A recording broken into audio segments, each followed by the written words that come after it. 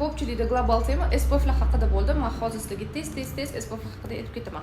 Qaranglar qiziqarli budjetni SPF so'raganlar, Santallarni mana bu gialuronkali SPFni olsanglar bo'ladi. Teringlar ta'sirchan bo'lsa, teringlar quruq bo'lsa yoki teringlar juda ham yog'lanib ketayotgan bo'lsa, mana shu SPFni ishlatib ko'ringlar.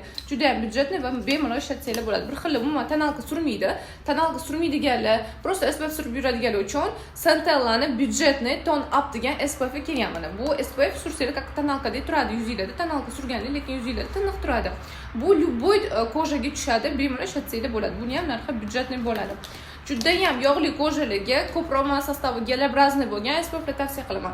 Muammoli, yog'li yuzlar yoki bo'lmasam quruq yuzlarga ham bu juda ham ideal tushadi, chunki buni sostavi gelobrazniy qizlarjonlar. Keyingisi men terimda oqartirib tursin deydiganlar va terim yog'li, muammoli deydiganlar uchun La Roche men bu SPFni tavsiya qila olaman. Undan keyin ton effekt beradigan so'raydiganlar uchun Aven brendini bu premium SPF hisoblanadi, ishlab ko'rsanglar bo'ladi.